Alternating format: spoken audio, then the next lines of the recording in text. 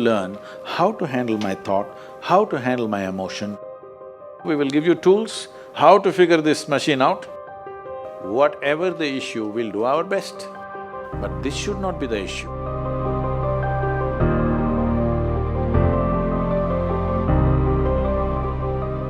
In life, there are many phrases where we feel that we are depressed, we are lonely, and when everybody is against us and there is no one to, guide us or talk about it. So at that moment, how should we handle it or how should we deal with it? See, this is an unfortunate condition that a whole lot of human beings are in their experience. In their personal experience, life is like me versus the universe. Being in competition with the universe is a stupid thing to do. That's not a competition you must get into. Hello? Me versus the universe is a bad competition to get into. Would you also agree with me? So, this is why yoga does not mean twisting and turning. Right now it's me versus the universe. This is just your psychological condition. This is not the reality. Even when you feel utterly lonely, are you still breathing? So you're transacting with the world, isn't it? Yes? You only can't get along with the people around you, but the atmosphere is okay with you, food is okay if it tastes good, water is okay. You have transaction with the world, isn't it? Your existence is constantly an engagement with the universe, but your mind becomes against the universe.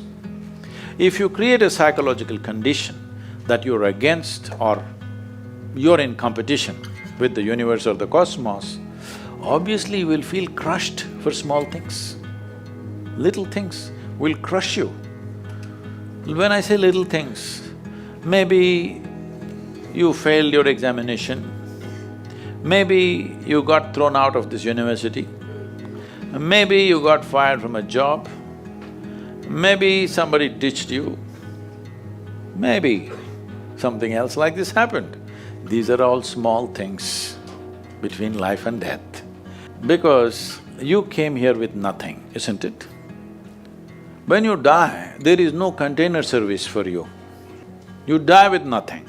In spite of that, most people have turned their homes into warehouses.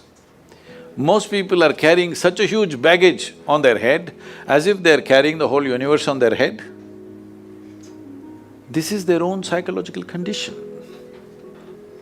Your thought and emotion is what you're talking about, right? When are you going to figure out how to handle your thought and emotion? Not hers, not hers, not his, yours. When are you going to learn how to handle my thought and my emotion? At the end of your life? The only problem really with life is just this. Most human beings have taken themselves too seriously. They don't understand. You've seen on the computer screen these pop-ups? Yes. You are a pop-up on this planet. You pop up for 2 seconds and pop out. No, you must see, countless number of people like you and me have walked this planet. They were also big people. Where are they? All topsoil? Topsoil or no?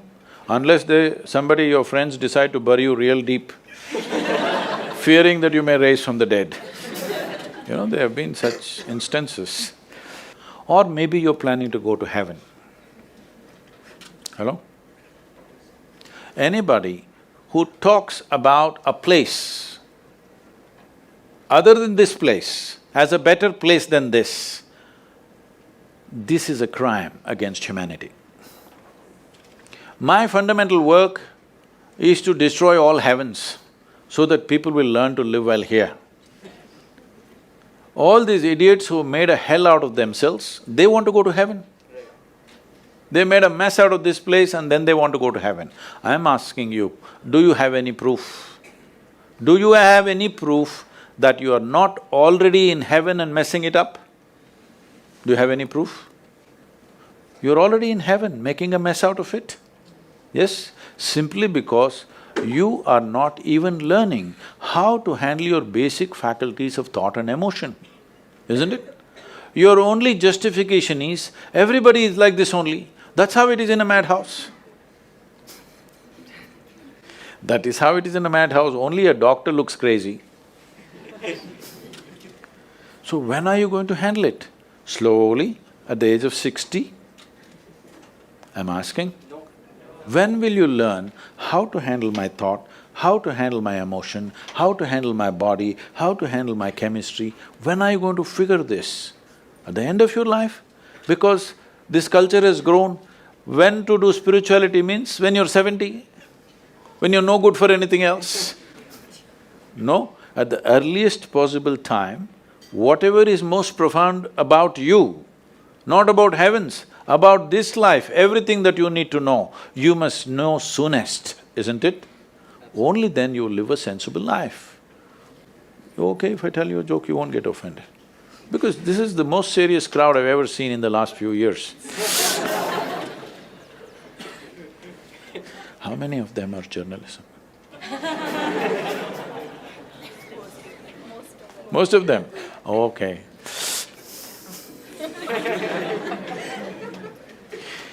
This happened. Shankaran Pillai, when he was in Paris, was married to a French woman. One day, it was their anniversary, first anniversary. So she invited a bunch of friends and she wanted to cook something really fresh, everything fresh. So from morning, she was driving him to this market, that market, he got this fresh vegetables, fresh meat, fresh chicken, this, that, everything.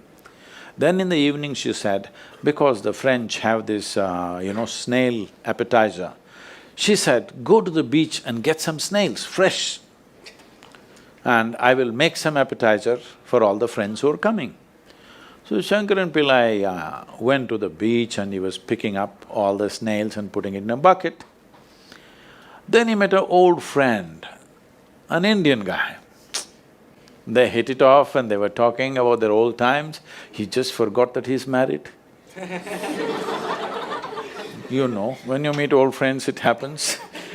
And both of them went to a bar and they had a few drinks and he just forgot. Then he realized, then the snails were just climbing out and one snail fell out of the bucket. He realized, oh my God, I'm supposed to take these snails, my wife, French wife, she's waiting. So he said, I need to go, and he went. By then it was already very late. He went, he knew it's not going to be pleasant. So he came near the house and spilled all the snails on the ground, threw away the bucket and went and knocked on the door. The French fury came. He turned back and said, come on you guys, we're almost there, come on, let's go.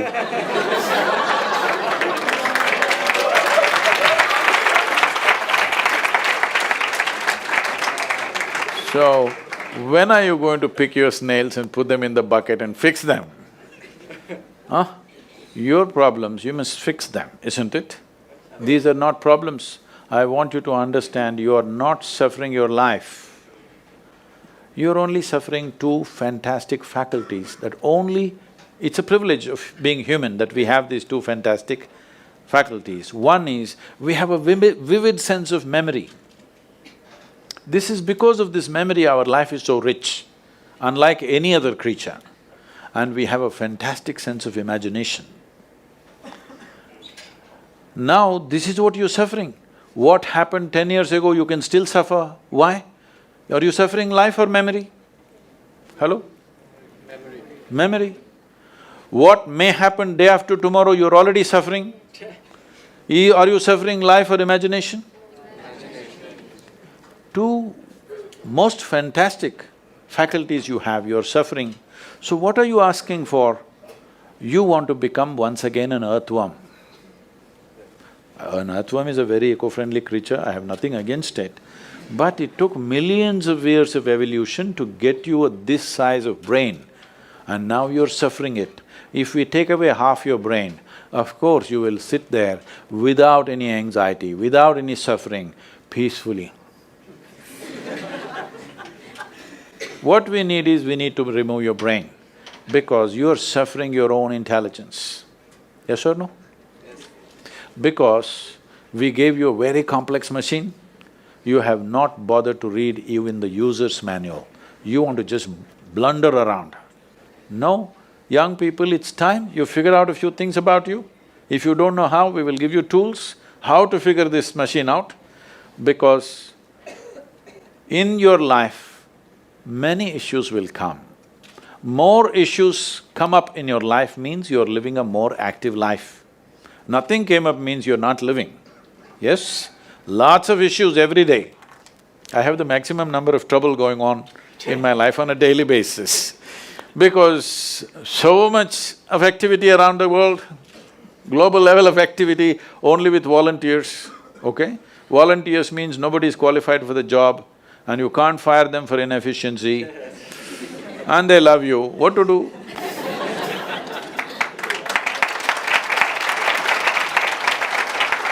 This one thing you must fix, that is, in your life, you are not the issue, okay? Whatever the issue, we'll do our best, but this should not be the issue.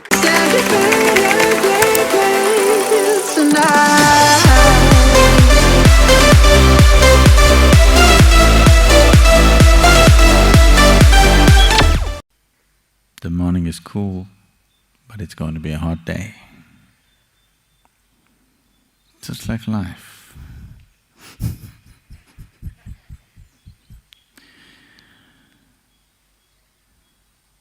You don't go by what's there now. What's there now is all important in terms of experience. But what's there now is not an indication of what's going to be. Definitely not.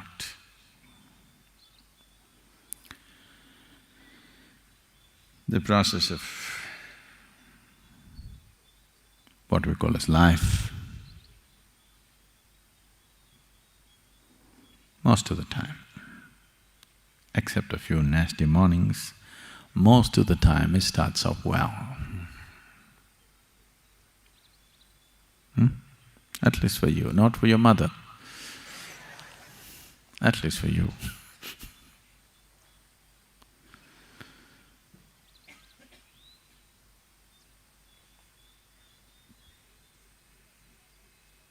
Not that everybody's life, something wrong has to happen. Some people have a good deal, some people have a bad deal.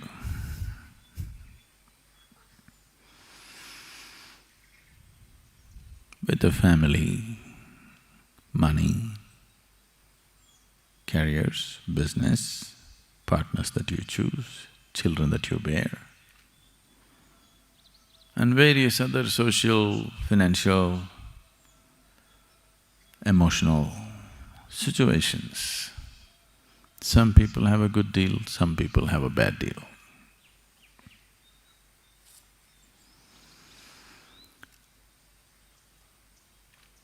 Good deal or bad deal is not the point. The point is this life serving the purpose of you moving on? Because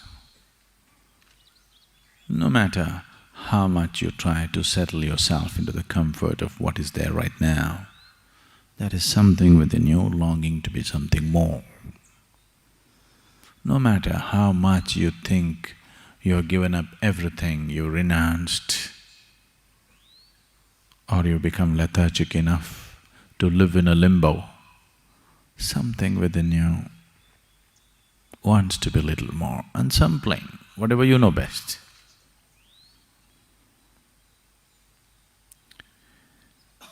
Either you can keep this longing, just coming to terms with it. This is how life is. Some fulfillment, some frustration, some gain, some pain. These are all the philosophies people propound to solace themselves, to tranquilize themselves, to stay half asleep. You are right now? They pulled you out of the bed and brought you? Even if they're beating the drum,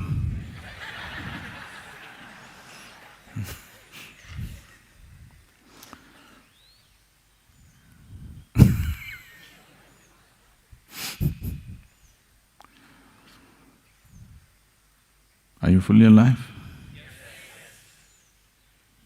I want to hear some lively sound.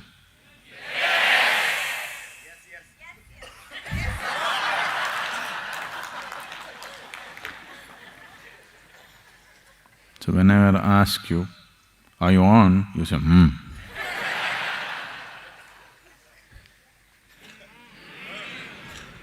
That's better.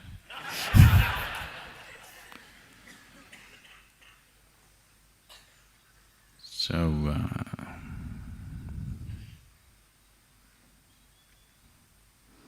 bad deals can happen, not necessarily because you're stupid,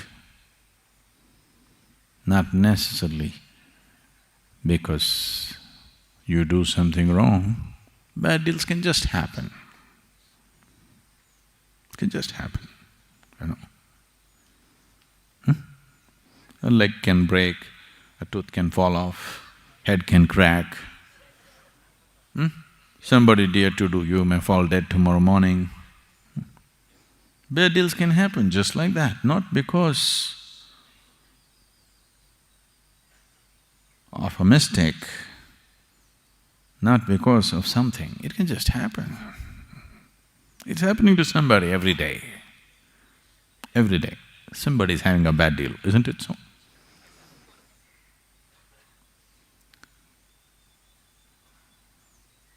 Even if you try to do something very good, even then bad deals can happen. Many people around you claim they know how it will come.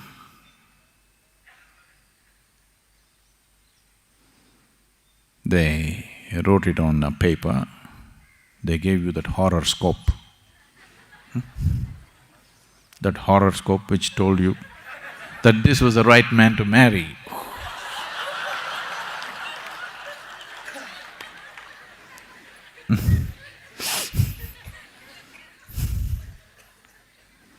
And in how many ways you discovered?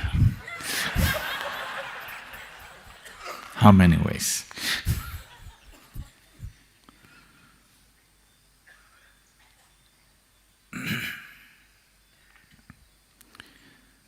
Lots of claims about life, but still, what's going to be a good deal? What's going to be a bad deal? In the world outside, you do not know. Isn't it so? You know for sure?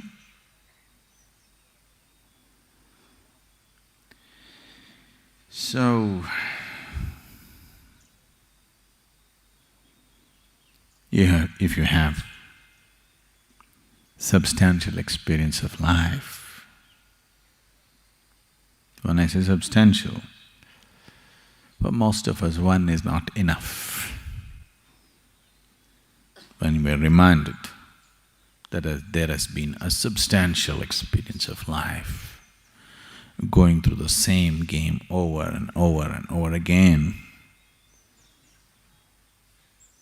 then you will not long for immortality. You will want to see what's beyond life. Oh, is this because there's something wrong with life? No, nothing wrong with it. It's just that it's limited. But there is something here which does not like the limited.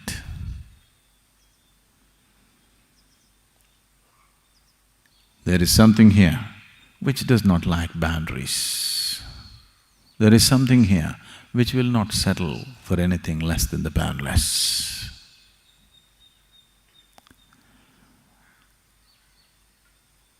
In the evolutionary process, you can see from a single-celled animal to all that has happened now, from that single-celled animal to who you are right now. All that's been happening is to somehow bring a larger slice of life into your experience. That's all that's happened. Became little more capable to experience life, not necessarily to do. An elephant can do much more than you when it comes to physical activity. But that's not the point. Little more capable to experience life. Because what is there now is somehow not enough. Pacifist philosophies have been taught to us to make you sleep where you are. Be content with what you have. But it's not worked. See? Early morning bad deal. Somebody's having a bad deal.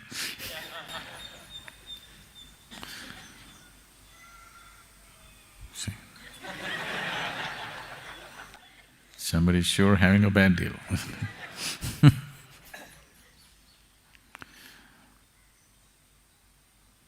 Lost your child, lost your mommy. It's not a small bad deal, it's a big bad deal.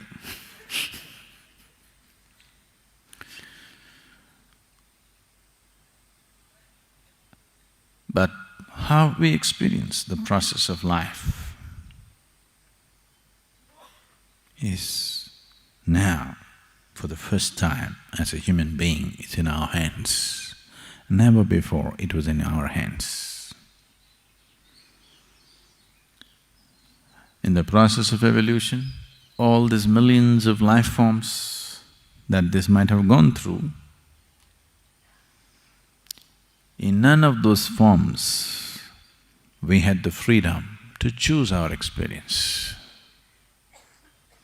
Even now, we don't have absolute choice to choose our situations, but we have been given the freedom to choose our experience. Whatever kind of deal, the inner deal, we can strike a good deal, a fabulous deal, whatever may be the outside deal. This one huge step of consciousness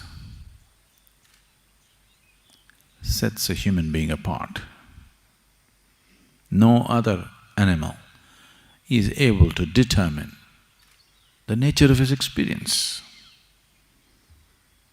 The outside situations are good, they're fine, if they're not good, they're gone.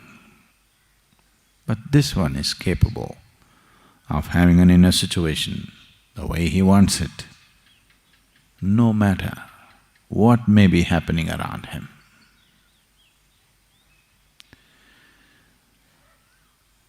This ability, once this ability has come, if you exercise the choice of being conscious, it's a benediction. If you do not, it is magnified misery compared to any other creature on the planet. No other creature on this planet suffers the way a human being suffers, isn't it so?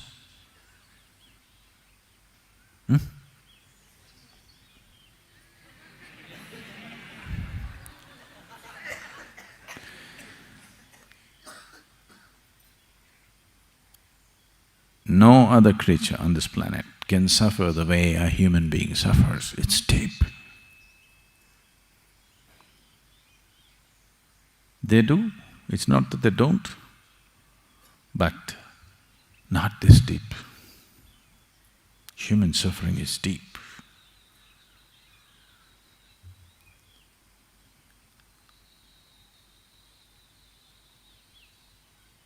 This suffering is as deep as it is. Not because life is suffering. A lot of people have come to this. So if life becomes very sweet and beautiful within you, the experience of life, the more blissful it becomes, more the longing for transcendence. People are always thinking, the suffering will seek. No. Those who are suffering, if you dangle a little bit of pleasure here, they will run after that. It's only one who is absolutely blissful, who will go straight in the path because nothing bothers him, nothing interests him. He's already in the most pleasant way a human being can be. Now he wants to go beyond, nothing else. Somebody who is suffering today, they say today, Sadhguru, I want mukti. Their idea of mukti is freedom from suffering? No. Mukti is not freedom from suffering. You cannot even seek liberation if you are in some state of suffering. If you are suffering, all you will see, all you will seek is the sweetness of pleasure and happiness, nothing more.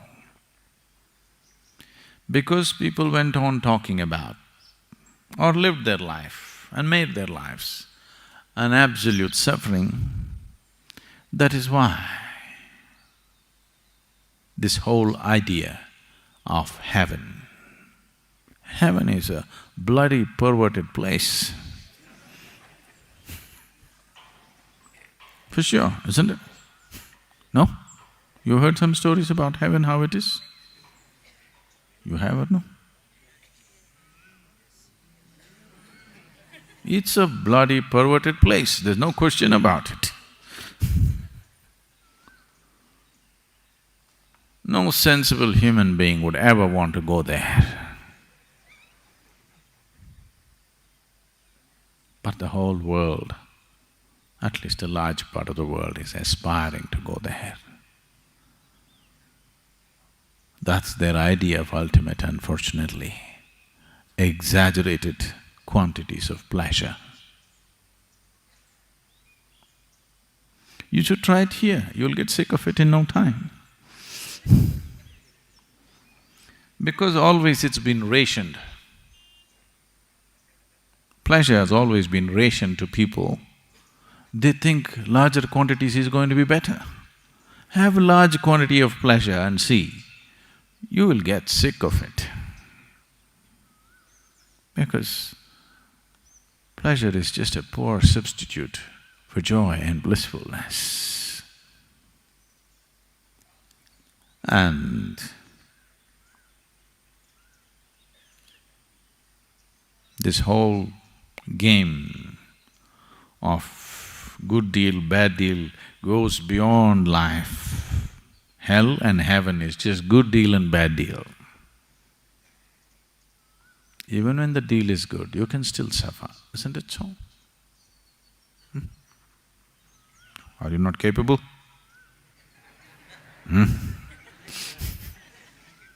Even when the deal is great, are you still not capable of suffering?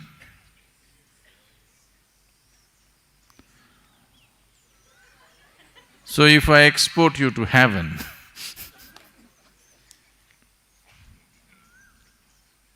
who told you this is not? Who told you this is not heaven? How do you know? Is there any guarantee for you that planet Earth is not heaven?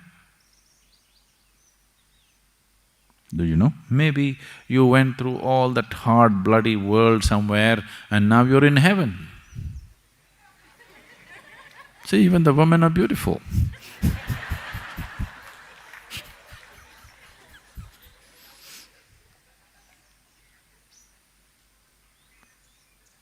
It could be heaven. No?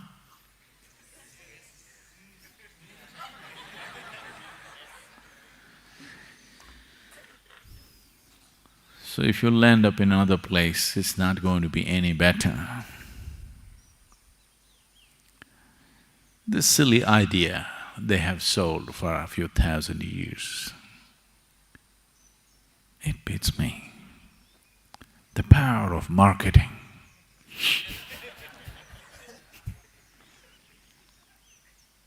It's just impossible, you know, the power of marketing.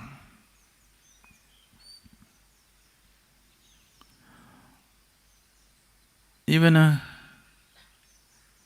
school-going child knows your physical body seeks oxygen, not carbon dioxide.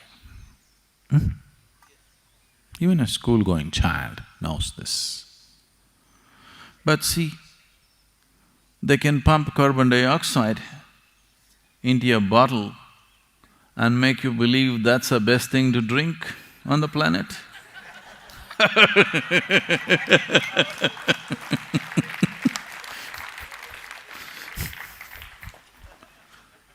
Power of marketing. Real thing.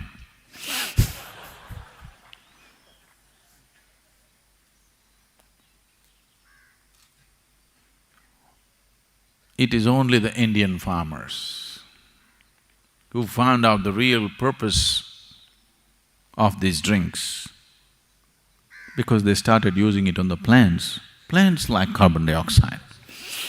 It's only the Indian farmers, the Andhra Pradesh farmers, who did the right thing with the real thing. They sprayed it on the plants and they found it works.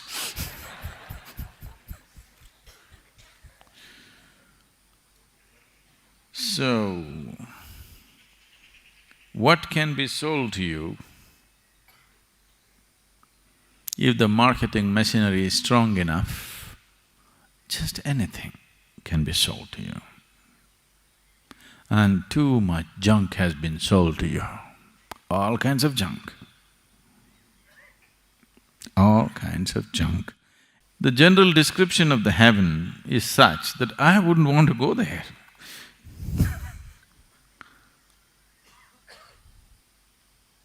You want? Even if it's real, still it's not an attractive place to go. Many of you married.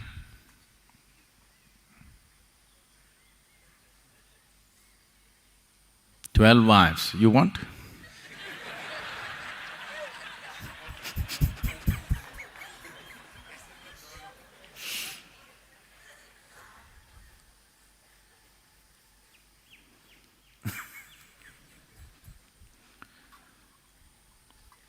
Not my idea of heaven.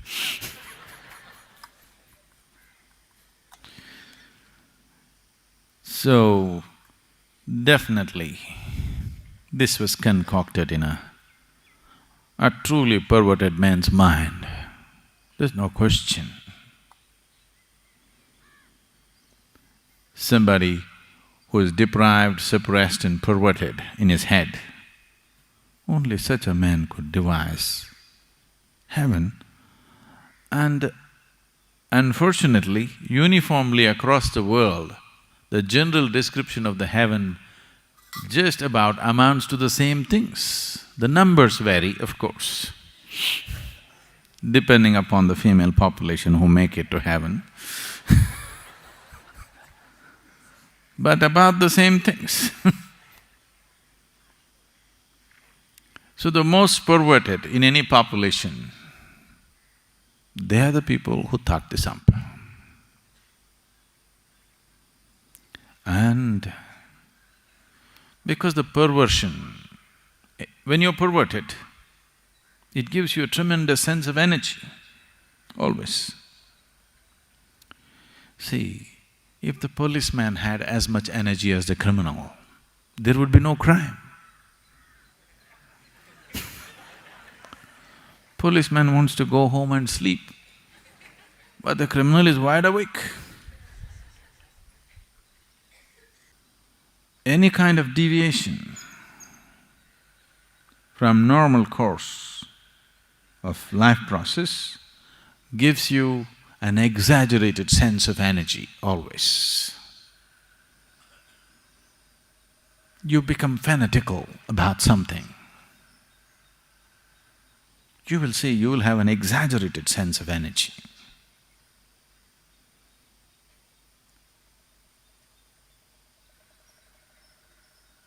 If you become very loving, blissful, you'll have a great sense of energy, but it will not expend itself the way a perverted mind will do.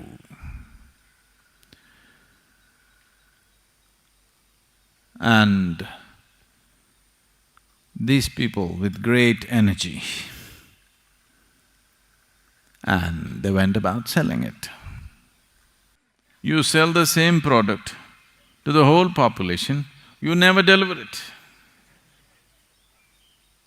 This is great. This is like, once in a way, I think it's making everywhere, in Tamil Nadu this is making rounds, somebody comes up with $1 million currency note. You heard of these things in Chennai? Chennai people have a fascination for this. Somebody says, there is actually $1 million note with this man, it is certified by the United States government and he is willing to give it for a discount. Because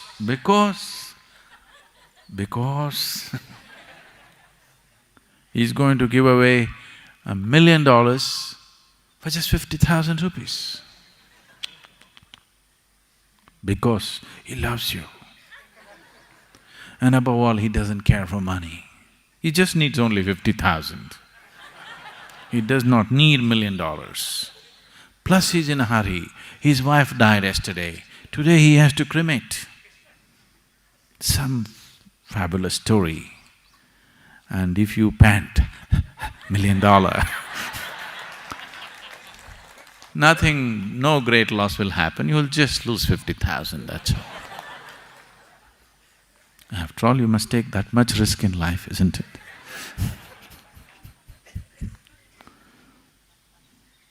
So this goes on and on and on.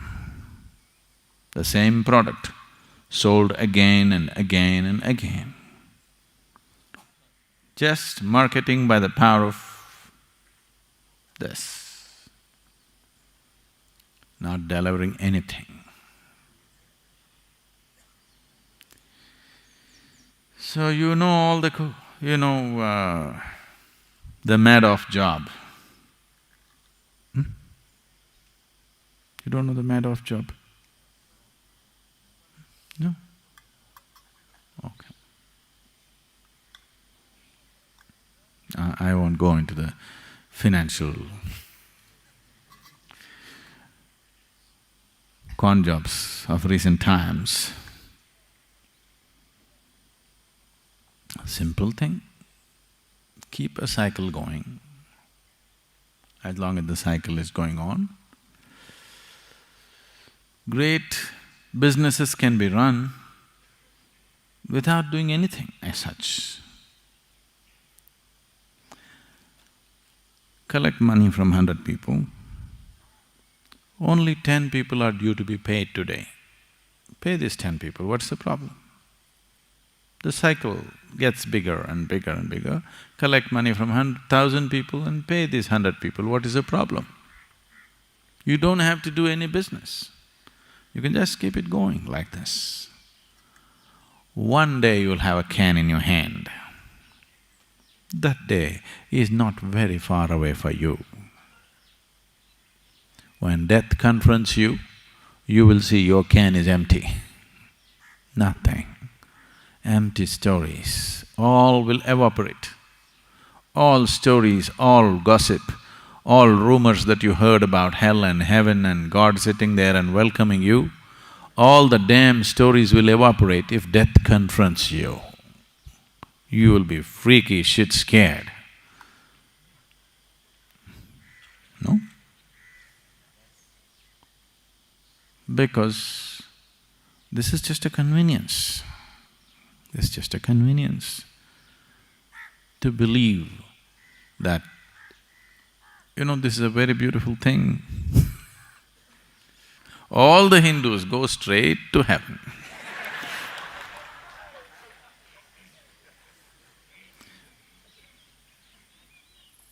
If anybody dies, we never say he died, we say he reached heaven.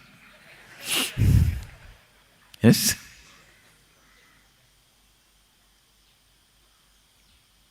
This is because everybody makes it to heaven, because that's just another place like this. So, here we never considered going to heaven as a big thing. I said if you become free from the process of heaven and hell, only then it's a big thing. Going to heaven is not a big thing. If you're born in India, you go straight to heaven.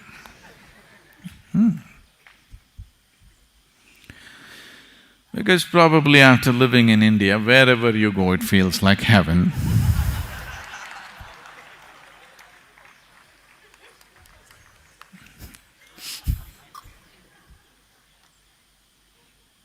A lot of people are living in such conditions that wherever you send them, they'll think it's heaven.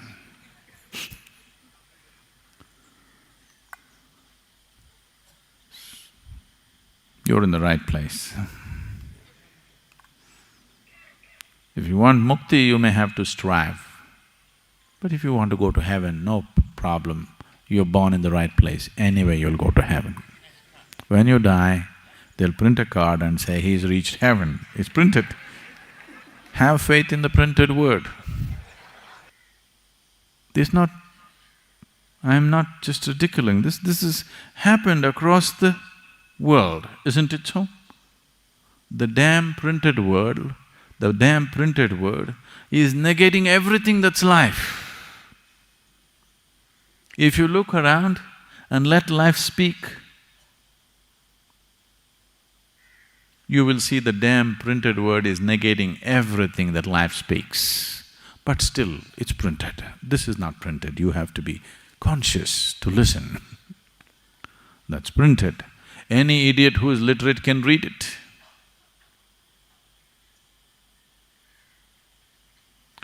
Literacy doesn't take intelligence, isn't it?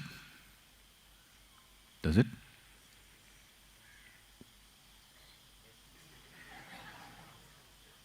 Does it?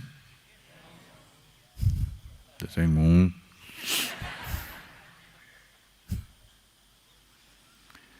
Literacy doesn't take intelligence. If you're born in a certain society, you become literate, isn't it? Every idiot becomes literate if you're born in a certain society where there is certain apparatus of education.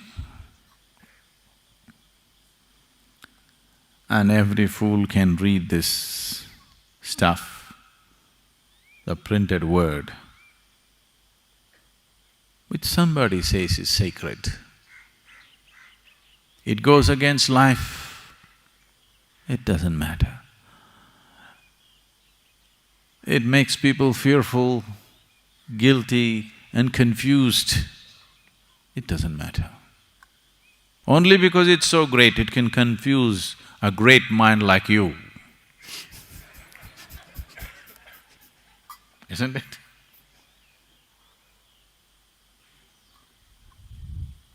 No. Causing confusion is very easy. Bringing clarity is another world.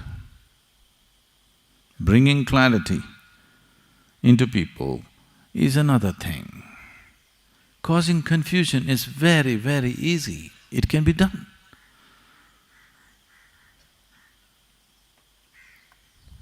You just go up to somebody, say, do you see the tree, how blue it is? Say, what? What, don't you see? It's blue and don't you see the pink fruits?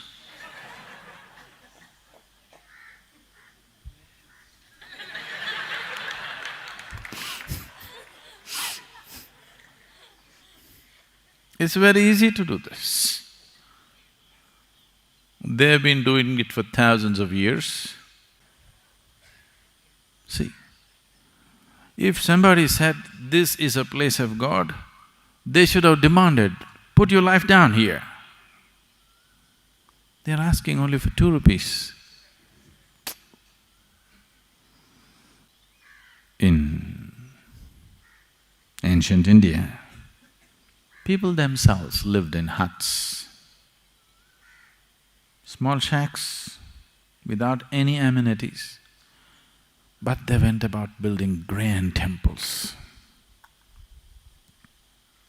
Grand, superhuman effort. Looks like something of the divine should have touched them, because their own lives did not matter. How they lived, they did not care. These people at least are real believers, at least they believe. This is just a trick. All you're looking for is a pet, but a heavenly pet.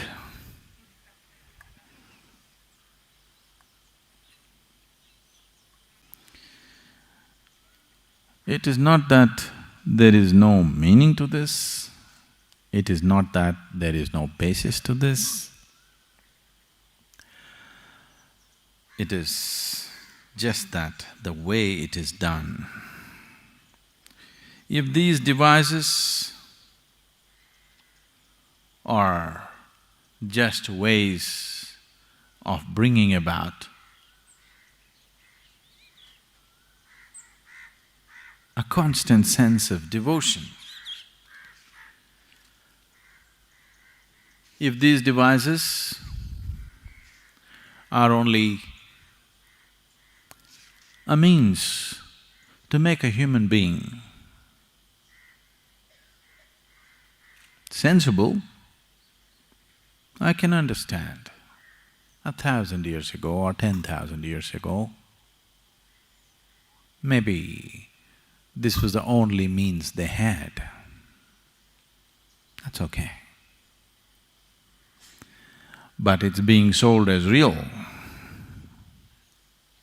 not being presented as a device, then that becomes a problem.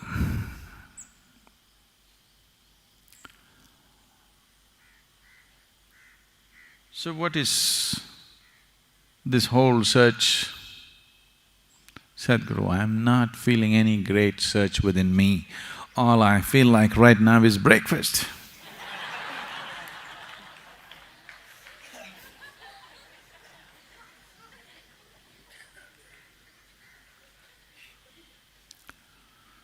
Yes.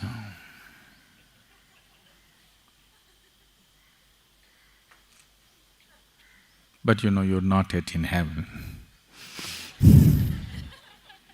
This is Isha Yoga Center. People don't eat breakfast here.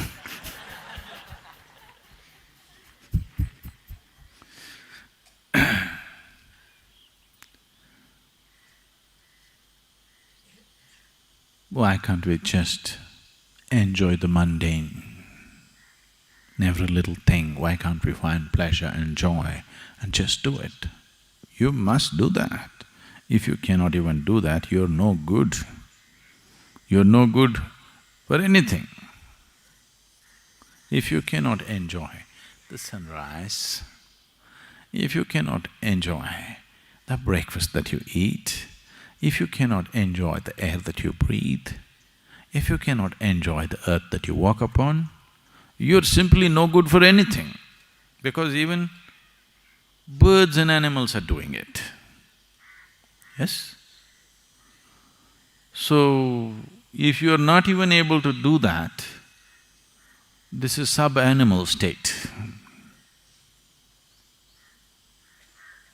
I believe that many of you managed to do that. So we are saying, what is the next possibility? Because there is something within you which longs. Either you put the longing to a little bit of sleep with too much breakfast, or you've confused the longing by creating false longings. See, whatever a human being is seeking, whether you're seeking money or you're seeking pleasure, you're seeking food, starting from the fundamental of food, because food is the first thing that you cried for when you were born, isn't it? See, that child you heard some time ago, he's been brainwashed, conditioned. Now he cries, "Mummy." Now, first when he cried, first when you cried, food, isn't it so? Even now, it's food that you're crying for, but it comes through mummy.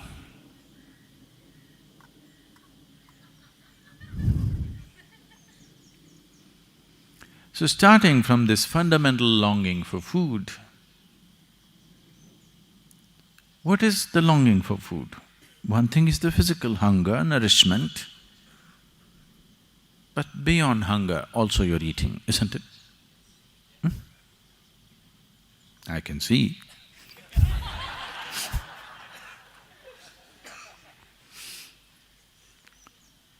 Food ingestion, digestion, assimilation is a way of taking something which is not a part of you and making it a part of you. If it happens on the lowest level, we call it food. If it happens on the highest level, we call it yoga. Yoga means union. In between, there are many ways. Sexuality, ambition, this one, that one, a million other ways. But the longing is for unity. Somewhere there is a longing to include something and become little larger than who you are right now. Starts with that fundamental cry of a child just born, which is just basic about food, then various types of cries will happen along the way. All these cries are confusing the fundamental longing to include. The essential longing… Hello? The essential longing is to include. By eating, by possessing, by conquering. These are all the crude ways of doing it. But the same longing, singular longing, right through your life. Please see, from the moment you were born, you're still crying for the same thing. You want to include something more as a part of yourself. All I'm telling you is, don't go by installments. Nobody ever does it that way. You cannot count. I think we can do it. We have 2 full days. All of you can start counting right now. 1, 2, 3, 4. I'm sure by Sunday evening we would have reached infinite if we do it incessantly. No? 2 days, non-stop counting, 48 hours. I think we can make it. Oh, you are a problem.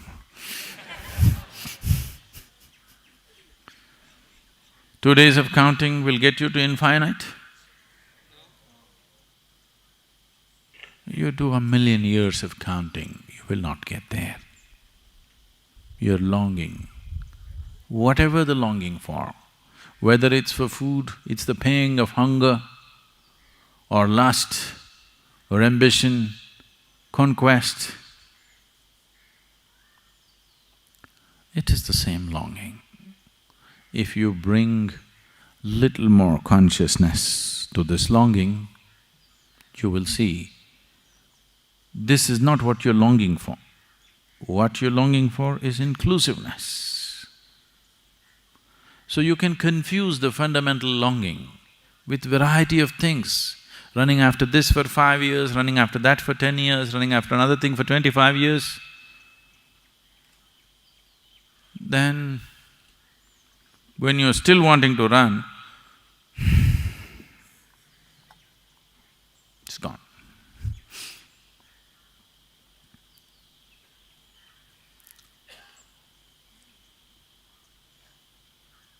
A 94-year-old man in Kentucky. You know what's Kentucky? These are people who breed horses. A 94-year-old man who lived on a horse ranch all his life, whose whole life and work is with studs. At 94, he married his sixth wife, who was only 18 years of age. You know, there's a large ranch.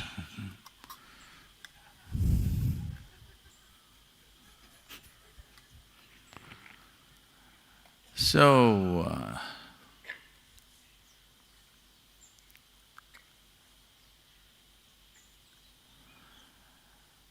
he met his wife on the first day.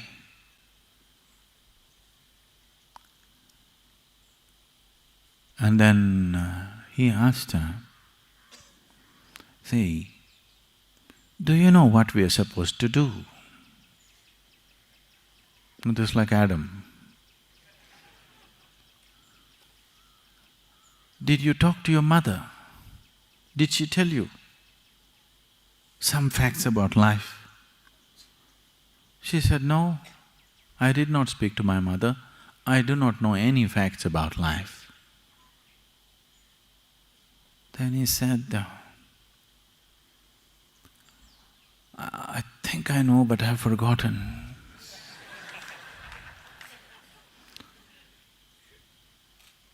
I've been out of the active involvement with the ranch for the last 10 years and I've forgotten. You've forgotten, but still the pattern has not stopped. Many things are just like this with life. You have forgotten that the only longing is for inclusiveness. Here and there, whatever comes your way, you want to grab and include, little by little, piece by piece. You will not get the cosmic. You will not get the existence that way, piece by piece. It's too many pieces. Nobody can put it together piece by piece. Either you swallow it whole or you don't. That's how it is. As I told you yesterday,